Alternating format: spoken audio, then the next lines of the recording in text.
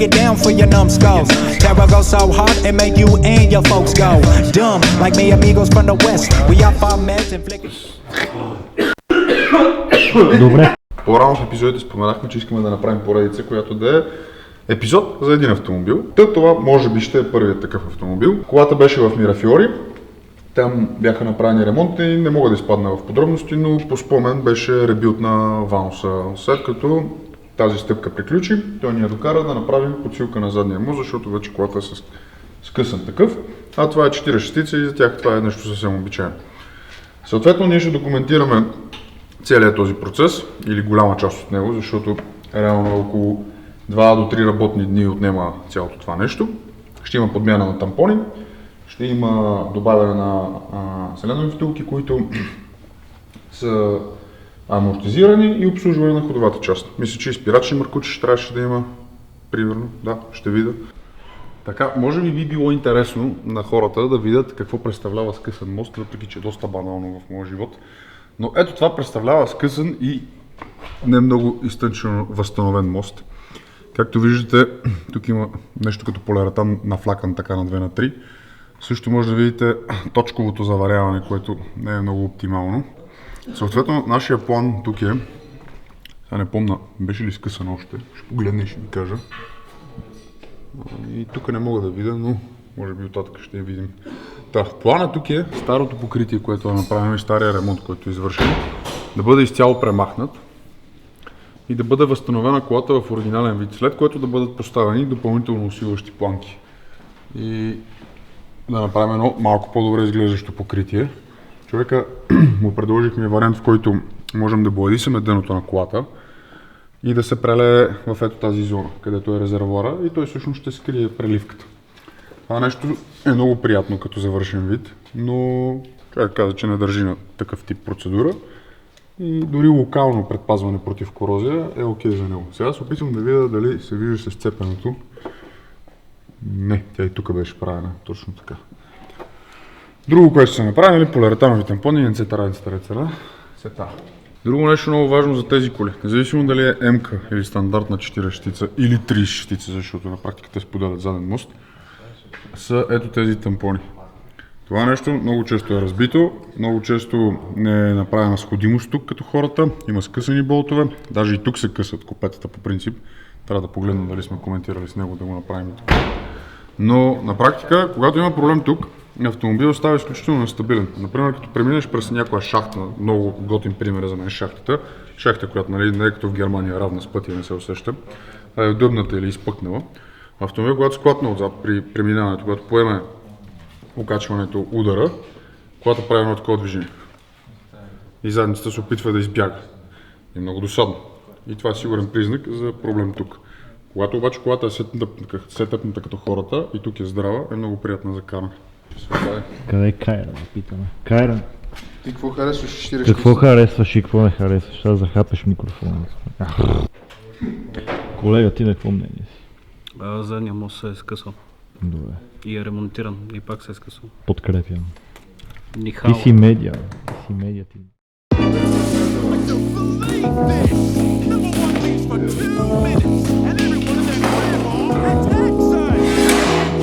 Me and them walked in the Tennessee.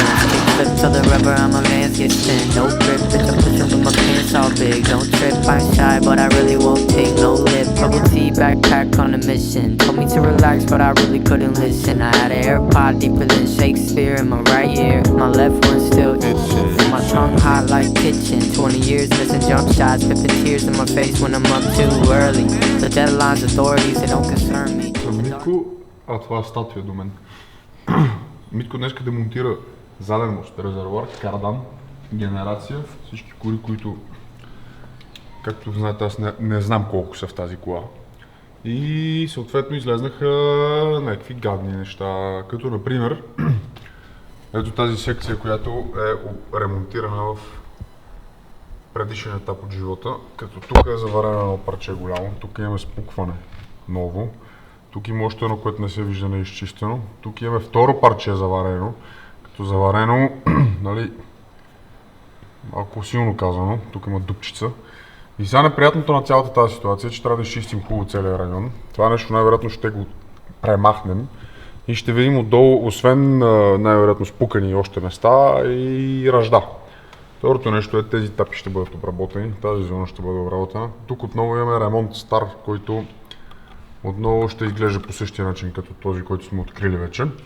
И тук отново същия филм, което е може би най-кофтито на този ремонт, защото на практика ще отнеме много повече време да махнем стария ремонт, отколкото да просто оправим пукнатините и след това да поставим от планките.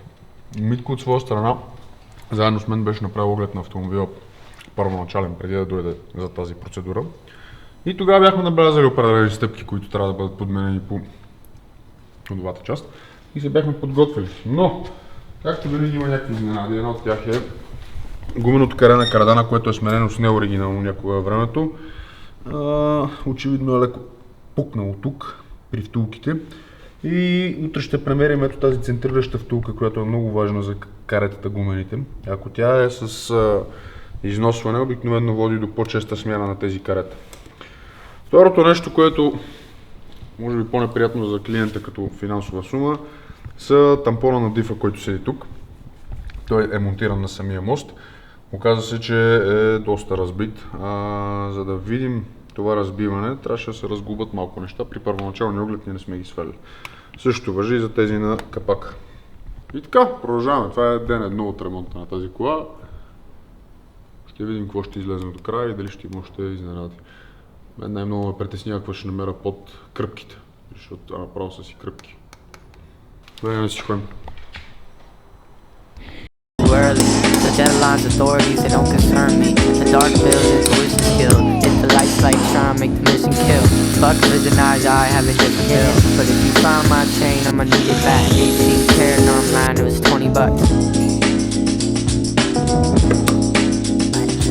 If you find my chain, I'ma need it back. 18 karat online, it was $20. Ти днес какво направи по тази кола ти? Изпилих всичкото кит, което имаше, или не знам кит ли е, не е ли кит. Появих се страхотни кръпки и съм се играл да ги изрязвам да видя какво има отдолу и не е много розово отдолу. Аз може да покажеш, ето това е старо спукване, което е стопирано чрез тези заварки. Сигурно казвам. След което тук имаме шеф, една кръпка направена така. Сега ще се премахне тези тумори. Ще се оправи спукването, това също. Ще се разчисти и насам, защото аз подозирам, че и насам е почнало да пука заради дългото време, в което е седял така. Това нещо ще се изчисти цялото и ще се поставят вече от нашите компоненти. Като предстои и тук да се доизчисти, защото се го заварили от вътрешната страна. Не знам защо. Но тук отново имаме една пукнатина, която си седи, не е пипната. И вече предстои и другото място, където според мен също ще има пукнатина, защото обикновено щирещиците пукат на диагонал, пукат тук и тук. И отделно трябва да обработим, има корозия на някакви места. Да защитим, да изчистим. И така. След последното чистене, което направих и рязане и пилене, съм готов да заварявам всичките Така да е. цепнатини, некачествени работи, които бяха свършени тук. Играл съм си един цял ден да търкам, да пиля, да режа, за да мога да сложа новите планки и да нямам проблеми. Не са... Бутута, бе! Аре, малко. Изчистил съм и до някъде ръждата, която има навсякъде по автомобила отдолу, като резервуар. Планките, които държат резервуара, обаче просто не ми останаха ръце вече и не мога да търкам повече днеска. Трябва да заваря, има 5-6 цепки.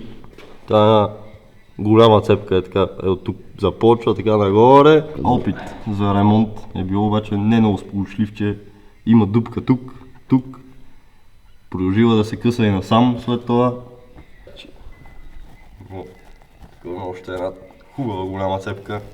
Следващата стъпка е заваряване на цепнатините, планки и след това обработка върху планките.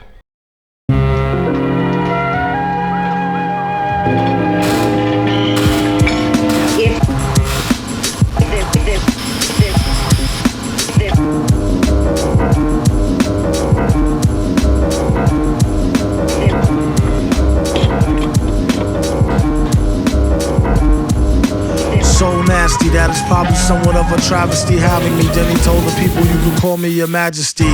Keep your battery charged, he know it won't stick, yo. And it's not his fault you kick slow. Should've let your trick hold your sick glow. Plus nobody couldn't do nothing once he let the brick go. And you know I know that's a bunch of snow. The beat is so butter, peep the slow cutter as he utter the calm flow. Това, което предстои сега, е минал с силикон ремувър и с определена химия за всеки един детайл, който беше обработен в купето. Имахме доста повърхностна ръжда, която трябваше да бъде отстранена. Това е изключително неприятно. Голяма част от нея сме я махнали. Човека влезе за съвсем друга процедура. Това, което правим е като страничен бонус, защото така или иначе е свален резервуара. И сега обезмасляваме, след което може да се нанесе дали на вюрт, дали на фертан, без значение, марка, преобразовател. Защото повърхностната ръжда е изчистена, но не навсякъде може да изчистиш на 100%. Това, което ние ще направим, ще ползваме фертан и ще го пръскаме с пулверизатор и ще мажем с четка. След което се изчаква и изсъхва скотч брайт на фертана, след това ще видим какво ще ползваме. Аз по принцип предпочитам спектралче, това е епокси праймер. След епокси праймера се нанася полиуретан, STP в нашия случай, това, което ползваме, или K плюс D на вюрт, без значение. STP-то е много по-близко като цвят и като завършен ефект на покритието на BMW, като за да докараш абсолютно перфектния вид се пръска на пистолет, специален пистолет за STP. В кухините ще се напръска фертан, където може да се стигне. Където не може да се стигне, след това се пръска ето това нещо на дinitrol, което ще ползвам за пръв път. Това е вид парафин. И други парафини сме ползвали, това ми го препоръчаха, наскоро наши познати казаха, че са много доволни, те занимават само с реставрация. Защото те са доволни и аз няма как да не съм доволен. Защото аз съм ползвал доста по-обикновен до момента парафин. Просто на неговата идея е в кухините да не може да влиза въздух в метала, който е заваряван, оголен, ръждясал и така нататък, което е консервация. Не е предпазване на 100%, но ако не може да влезне вода и въздух, там няма да ръждяса. Въздух, парцали, обезмаслител или силикон ремувър, кой както иска да му вика. И продължавам.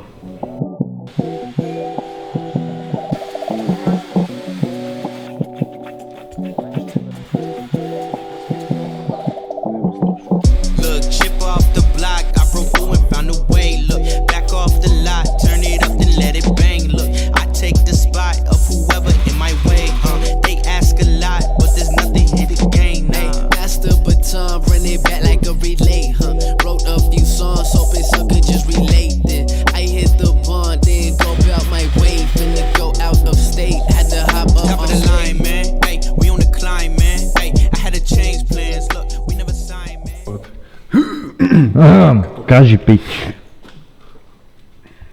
Добре, кажи ти нещо. Как сте, хора? Пореден ден в рая. Това, което преживяхме с тази кола, беше ужасно, защото за жалост някой я беше правил много зле и колата беше продължила да се пука под подсилките, които бяха поставили, и тази кола е колата може би с най-много спуквания, която съм виждал, но в същото време не беше взривена горе в багажника. Оправихме ги тия неща, монтирахме си планките и се оказа, че колата има доста повърхностна ръжда. И това всъщност ни отне ужасно много време да изчистим. След това да обработим с химия ръждата, след което да скотч-брайтнем въпросната химия, да нанесем епокси грунт, което е основно за запечатването, и накрая трябваше да намажем полиуретан. Тук предложихме на клиента да използваме пистолет, тя се бои с цялото дъно на колата, но поради негови съображения той отказа и това, което ще постигнем е ето този визуален ефект. Като в момента се откроява доста, но когато автомобилът се покара и събере прах, мръсотия и нормалните неща, които има по българските пътища, ще стане доста приятно. Друго нещо, което ще направим е всички кухини и места, които са заварявани, ще бъдат обработени с парафин и финално ще бъде нанесен също един слой, който като химикал е подобен на парафина, но е доста по-твърд, като изсъхне. И това ще бъде предпазването срещу корозия, като местата, които третирахме са, това е много ключово и редовно ръждясващо място за този автомобил. Друго са наставките тук, които в момента не могат да се видят. Кутиите за тампона в прага, те често си загниват. Като тук е само на грунт и така ще си остане. Няма нужда да бъде третирано допълнително с полиуретан, то от завода излиза с грунт просто. Много места на тези автомобили излизат само с грунт, както и е това дело, например. Това е само грундирано. Митко през това време изми моста, ще изми и шенкерите утре, смениме тампоните на диференциала, маслото на диференциала, нещата, които коментирахме малко по-рано. Остават спирачни маркучи, гумено каре кардан и мисля, че е това по този автомобил. И си тръгва, да. Туито, кучето спи. Нещо кажеш.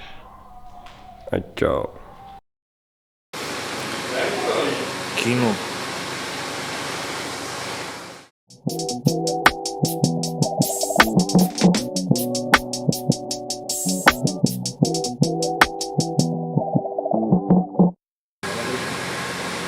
Здравейте, колата 3 месеца по-късно снима с победа.